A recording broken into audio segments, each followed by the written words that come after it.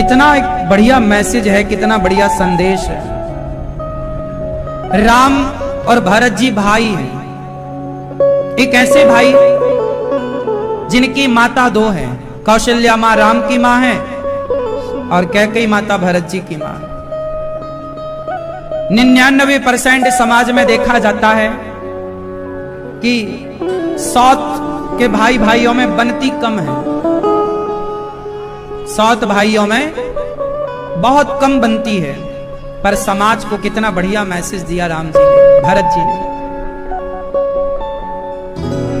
सोचिए, भरत जी भी राजा बन गए होते, राम वनवास में होते, तो कौन इन भाइयों की मिसाल देता?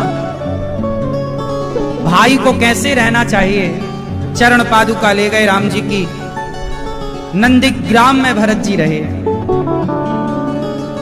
चरण पादुका सिंहासन पर रखी।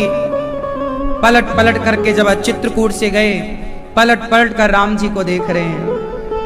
भरत जी अब अयोध्या में जाते नहीं हैं। अयोध्या में जब जाते हैं ना, तो जहां देखते हैं वहां राम की याद आती है।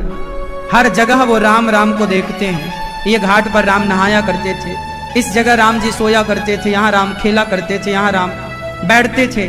तो चित्रकूट से लौटकर नंदीग्राम, भरत जी अयोध्या नहीं गए, नंदीग्राम अयोध्या से 20-25 किलोमीटर दूर रहे।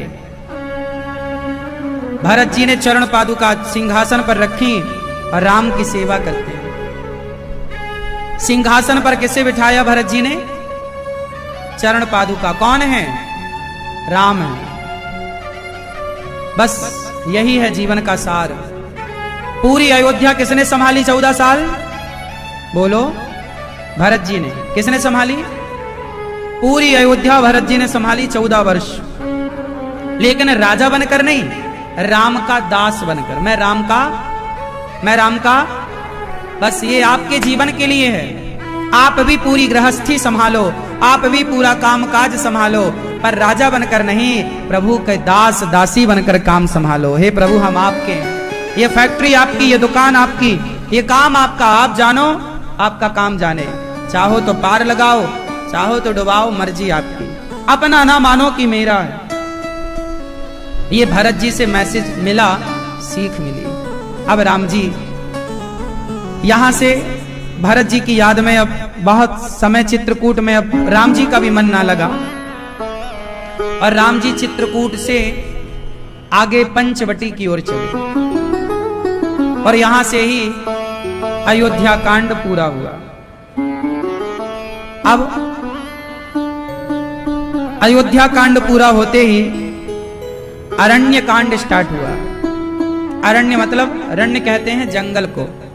अब जंगल में जो जो हुआ वो अरण्य कांड में गोस्वामी जी ने लिखा।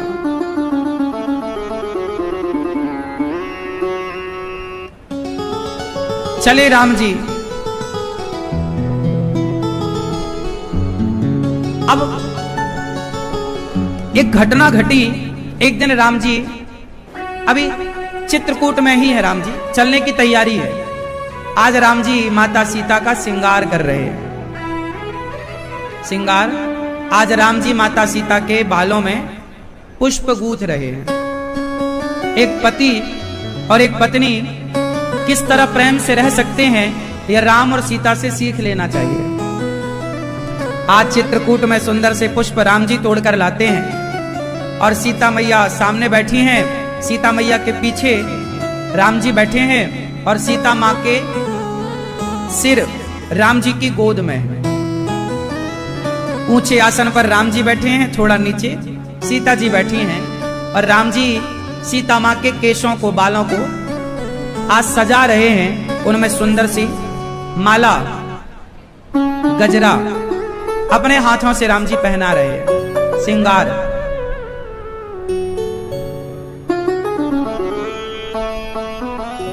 और राम जी ने पुष्पों के गहने बनाए, पुष्पों का जूड़ा, फिर पुष्पों का एक हार, पुष्पों का बाजूबंद सीता माँ को अपने हाथ से पहना रहे हैं। कहा, सीते जंगल में हूं तो मैं सोने का हार तो नहीं पहना सकता, पुष्प का ही पहन लो। सोने का बाजूबंद तो नहीं ला सकता, पुष्प का ही पहन लो। देखो राम, देखो जरूरी नहीं है कि हमारे पास सोना चांदी हो, जरूरी नहीं है कि आप पत्नी को सोने का ही हार लाओ। अरे कभी कलियां तोड़कर कभी पुष्प ले आओ और अपने हाथ से पुष्प का हार बनाकर अपनी पत्नी के गले में पहनाओ, वो इतना सुख पाएगी कि सोना चांदी भी इतना सुख ना देगा। यदि प्रेम है ना तो ये सब चीजें अच्छी हैं। जरूरी नहीं है कि हम पत्नी को सोने का ही तोहफा दें। क्यों? राम और सीता का ये जो है कार्य, ये क्या दर्शा रहा है? पति पत्नी का प्रेम। पति पत्नी का प्रेम कितना मधुर होता है, पति पत्नी का प्रेम कितना पवित्र होता है। पति और पत्नी के प्रेम में आपको बता दूं, पति पत्नी के प्रेम में भगवान का वास होता है। पति पत्नी की प्रसन्नता में ईश्वर की प्रसन्नता होती है। पति पत्नी की प्रसन्नता में हमारे घर में लक्ष्मी, अन्नपूर्णा और जितने भी शुभ देवी देवता हैं सब प्रसन्न होते हैं। इसलिए प्रसन्न आप भी पत्नी का श्रृंगार कर सकते हैं, राम जी से सीख सकते हैं। अच्छा, कितनी स्त्रियां चाहती हैं कि मेरा पति भी ऐसा श्रृंगार करे मेरा? चाहती सब हैं पर शर्म के मारे हाथ नहीं उठ रहा। वैसे ये बात पत्नियों को कहने की नहीं है, ये तो पुरुषों को सोचने की है कि क्या आप ऐसा करते हो? कितने पुरुष यहां शादीशुदा बैठे हैं, जरा हमें कृपया हाथ उठा के दर्शन दो। शादी हो गई? तुम करते हो कभी पत्नी का श्रृंगार कि केवल लड़ते ही हो, ताने बस मारते हो? अरे ताने मारते हो ठीक है, लड़ते हो ठीक है, पर कभी प्यार भी तो करो। कभी इस अधिकार से उसके पास तो जाओ कि वो विश्वास से आपकी तरफ देखे और कहे कि हाँ कोई है मेरा जो मेरा सपोर्ट करने वाला है, कोई है। स्त्री ना अकेली पड़ जाती है। बाप कहता है, पिता कहता है तू पराये घर की है, तेरा ये घर नहीं है। भाई कहता है बहन ये घर तेरा नहीं है। बाप कहता बेटी ये घर तेरा नहीं है। चलो ससुराल जाती है, लड़की को लगता है ये घर मेरा है। जरा सी लड़ाई हुई, पति बोला जा अपने बाप के घर, ये घर तेरा नहीं है। अब मुझे आप लोग कंफर्म करके बताओ कि ये स्त्रियों का घर कौन सा है? ये बाप के घर को अपना माने कि पति के घर को अपना माने? जरा ये पुरुष लोग मुझे कंफर्म कराओ, कौन सा घर है?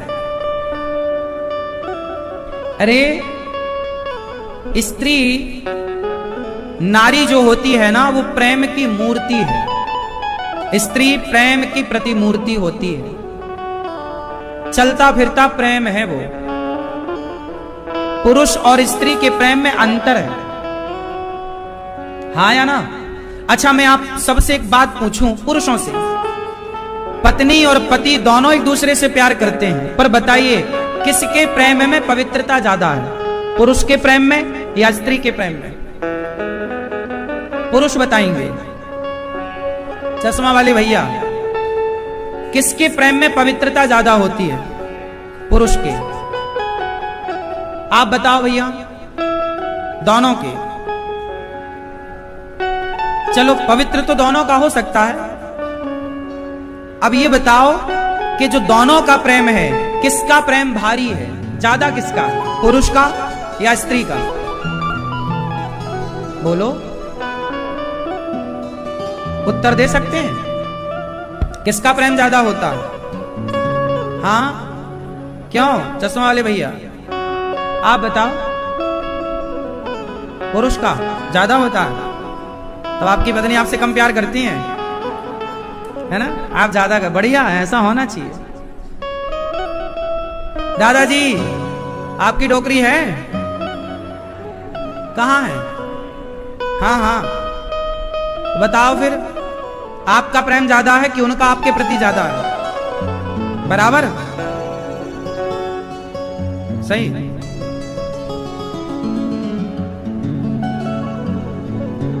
हमने सुना बुढ़ापे में ज्यादा प्रेम होता है, बात सही है क्या? हाँ